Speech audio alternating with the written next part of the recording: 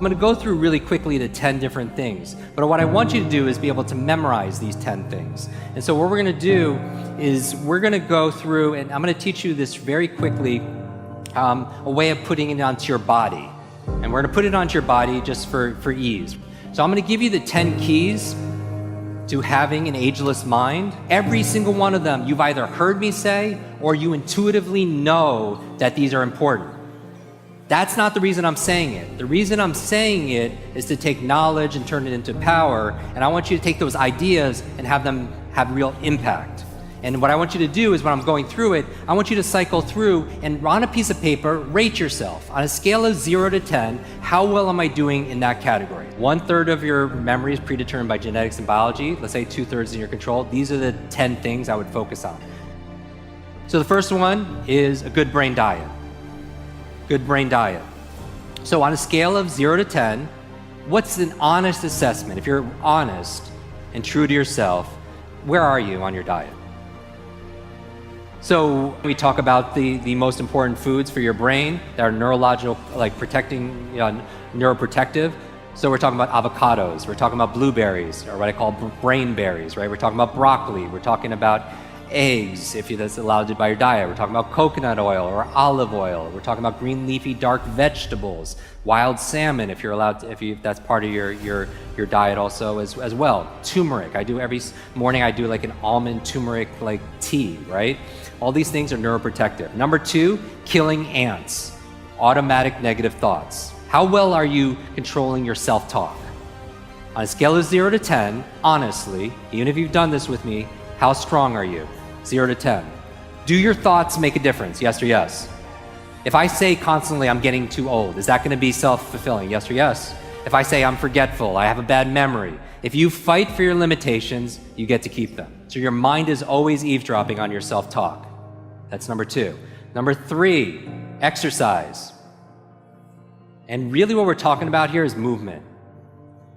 The number one function of your brain is to control your movement, right? That's why we know there's not just a brain-body connection, but a body-brain connection, that using your body in different ways stimulates neurogenesis, it stimulates neuroplasticity, it stimulates brain-derived nootropic factors, which is the fertilizer for making new connections. So you have to move, but we live in a very sedentary life, right? I was reading this book talking about barefoot kids and how we're taking away seesaws and swings and all these things. We're overprotecting them, and then we're keeping them in a very sterile environment. They're not moving as much, right? They're always on their devices, and they're not getting the brain growth, right? And it's leading to learning challenges and so on. But how much are you moving every single day? They say sitting is the new smoking, right? You do not want to sit 8 hours a day and just study.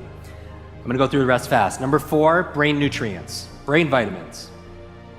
Because we're traveling, we're maybe gonna eat the best foods ever. Are you supplementing with, there are certain nutrients, and I would make this a no-brainer. I would just go to your functional medicine doctor and get like hormonal tests, full spectrum tests, food sensitivity, and just see what your baseline is, because I really do believe people are bio-individual.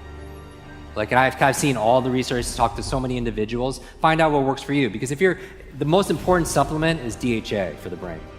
DHA. All right, that's number 4. Number 5, positive peer group. So rate yourself, 0 to 10. How inspired, encouraged, challenged, energized are you by your peer group? And again, peer is choice. I'm not talking about your family, although they maybe are your peer, but the people that you choose, right? So either get a new group or choose who you're gonna let affect you, positive peer group, because it really affects your brain, 0 to 10. Really fast, number 6, clean environment. How clean is your environment? How organized is 0 to 10? And you know this, right? Is your external world reflected by your internal world and vice versa? Because it's a feedback loop. Have you ever cleaned your room, cleaned your desktop, cleaned your work area, and all of a sudden you have clarity of thought? The reason why I brought up the boxing match is because I go over there, we watch this fight, and afterwards I was like, I was me sitting here, Sylvester Stallone on the couch here, and then to his left was Arnold Schwarzenegger. And I swear, if you took a picture of that, like, they'd be like, who photoshopped that Asian dude in that photo? But I was like, what does it take to be a champion, like those guys? And then Arnold said, Jim, the difference between an amateur and a champion is a champion's willing to push past the pain period. Just like for those of you who did the exercise over the past few days, it's that intensity. And is there a pain period in a relationship? Is there a pain period sometimes in a health crisis? Is there a pain period also in your business? Multiple pain periods, right? The ability to push past, that's where the period is now, because you're just in days and days and you feel like your attention is wandering and going different places. This is the time when it counts, just like with your workout, right? So if Lorenzo and his team's here, that would be the goal. So that's number 6. Number 7, sleep. On a scale of 0 to 10, how good is your sleep? It's important for your brain. 3 really simple reasons. It's where you consolidate short to long-term memory. That's where you actually remember. You do not, even when you're doing these workouts, build your muscles when you're working out. You build it when you rest. Same thing with your mental muscles, same thing with your memory.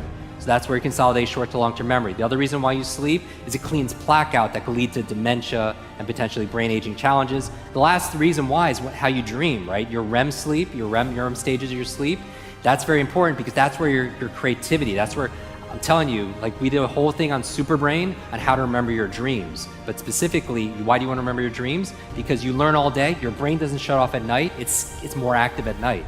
And so Elias Howe created a sewing machine in his dream. Paul McCartney came out with the song Yesterday in his dream. Mary Shelley came up with Frankenstein in his dream. Periodic table came to a chemist in his dream. What are you dreaming about at night that could solve a lot of the problems in your business, in your life, but you forget it the next morning? That's why the first thing I do in my morning routine is remember my dreams. And 6 steps on how to do that we talked about in Superbrain. After that, sleep. 8, brain protection.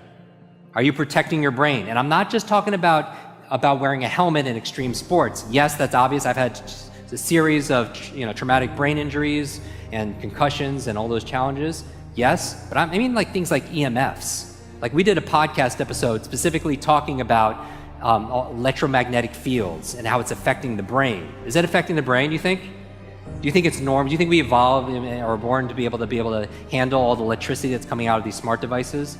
I read recently that over 90% of kids sleep with their phones underneath their pillows, right? Not on airplane mode, right? So it's big challenge. We just did 2 videos on that. They have 4 million views in just a matter of weeks. You should watch those videos. EMFs, protect your brain. Number 9, new learnings.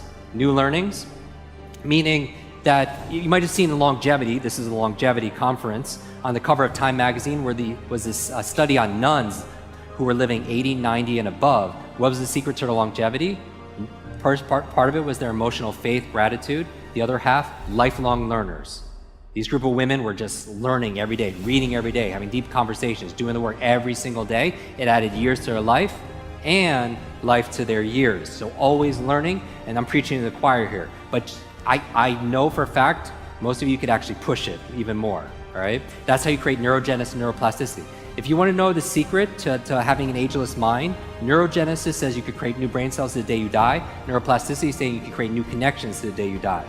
The 2 most important factors outside of sleep that's going to promote neurogenesis, neuroplasticity, novelty and nutrition. Just like your body, you have to give it novelty or stimulus, and you have to give it nutrition and feed that muscle. Does that make sense? Same thing with your mental muscles. So novelty of movement, novelty of ideas. But most people, as we grow older, and I mean chronological age, we shut down because we feel like we know everything, right? So there's no novelty that's there. There's a Rumi quote that says, sell your cleverness for bewilderment. Like, when's the last time you felt bewildered? Remember, you don't have creativity or have focus or have a memory or have bewilderment or have love or have motivation or have energy. You do those things. You do energy, you do creativity, you do focus, you do bewilderment. So we're taking nouns, turning them to verbs, and we're taking a structure, a process, a strategy, and how you can replicate that at will. And finally, the last thing, number 10, stress management. And this is the invisible one, right? Nobody wants to talk about, but you're under how many people didn't realize how much stress they were under until they were like hanging out here on the beach?